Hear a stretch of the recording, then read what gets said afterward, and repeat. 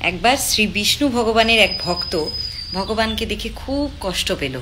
ভগবানকে কি বলল, আচ্ছা ভগবান, তুমি এত কষ্ট করে এখানে দাঁড়িয়ে আছো মূর্তি হয়ে, তুমি তো কোথাও যেতে পারছো না, কোথাও ভ্রমণ করতে পারছো না, তোমার 10টা ভক্তের বাড়ি যেতে পারছো না, তোমাকে মন্দিরে ঠায় দাঁড়িয়ে থেকে দর্শন দিতে হচ্ছে। তা আমি একটা কাজ করি, একদিনের জন্য আমাকে মূর্তি রূপে এখানে দাঁড় করিয়ে দাও, আর তুমি গিয়ে সব জায়গায় ঘুরে এসো। তো বিষ্ণু ভগবান এটা শুনে হাসলেন, হেসে বললেন, আচ্ছা ঠিক আছে, তাই হবে, কিন্তু একটা শর্ত আছে। আমার জায়গায় আমার রূপে আমি তোমাকে দাঁড় করিয়ে দেবো মন্দিরে, তুমি কিন্তু মন্দিরে যে ভক্তই আসুক, যাই বলুক, মন্দিরে যাই হোক, তুমি কিন্তু কথা বলতে পারবে না, কোনোদিন কোনো উত্তর কাউকে দিতে পারবে না। বলো, শর্ত মঞ্জুর?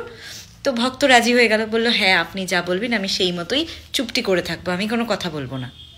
তারপর ভগবান সেই ভক্তকে নিজের রূপ দিয়ে, একদম যাতে বোঝা না যায় যে সে মানুষ, তাকে একদম দিব্য রূপ, ভগবান বিষ্ণুর রূপ দিয়ে মন্দিরে চুপচাপ দাঁড় করিয়ে দিলেন। পরদিন সকালবেলা ভক্তরূপে এক বড় ব্যবসায়ী আসলো, এসে ঠাকুরকে প্রণাম করে চলে গেল মন্দির থেকে, কিন্তু যাওয়ার সময় তার মানিব্যাগটা, পয়সা ভর্তি মানিব্যাগ পড়ে গেল।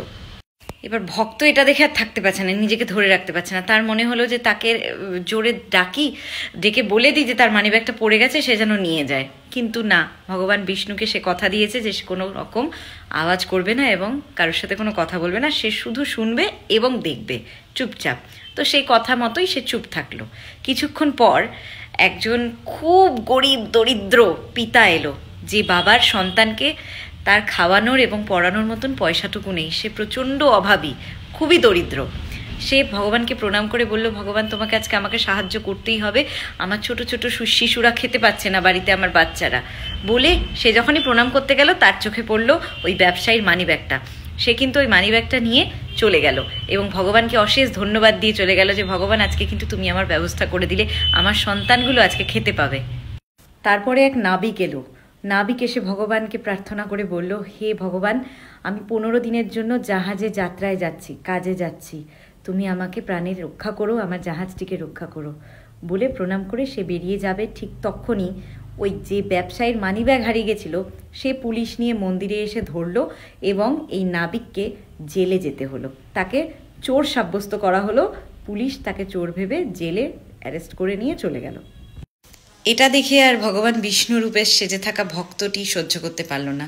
সে চিৎকার করে সবাইকে বলে দিল, এটা অন্যায় হচ্ছে, এই লোকটার সাথে, এই নাবিকের সাথে অন্যায় হচ্ছে। এই লোকটা চোর না, চোর তো সেই দরিদ্র লোকটা যে কিনা মানিব্যাগটা নিয়ে চলে গেছে। হ্যাঁ, এনার প্রতি অন্যায় হচ্ছে, ইনি চোর না। এদিকে হয়ে গেল বচন ভঙ্গ, শ্রী বিষ্ণুকে দেওয়া তার কথা, প্রতিজ্ঞা, শপথ ভেঙে গেল। তাই শ্রী বিষ্ণু রুষ্ট হলেন, রাগ করলেন এবং বুঝিয়ে তার এই ভক্তকে বললেন, তোমাকে আমি একটা দায়িত্ব দিয়ে গেছিলাম এবং বলেছিলাম তুমি যাই হয়ে যাক কোনো শব্দ করবে না, কাউকে কিছু বলবে না এবং একদম মূর্তির মতোই আমার রূপ ধরে দাঁড়িয়ে থাকবে। তুমি নিজের বচন ভেঙে দিলে। আসলে কি, আমার ঘটানো প্রত্যেকটা ঘটনার মধ্যেই একটা করে কারণ আছে, কোনো কিছুই এমনি এমনি ঘটে না। যে ব্যবসায়ীর মানিব্যাগ হারালো মন্দিরে, সে একটি অসৎ ব্যবসায়ী, সেটা তার কর্মফল ছিল যে তার অতগুলো পয়সা হারিয়ে গেল। এবং যে দরিদ্র পিতা এসেছিল, সে আসলেই তার সন্তানকে খাওয়ানোর জন্যই সাহায্য চাইতে এসেছিল।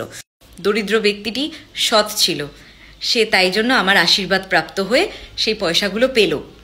আর নাবিকের জাহাজটা সম্পূর্ণ ডুবে যেত।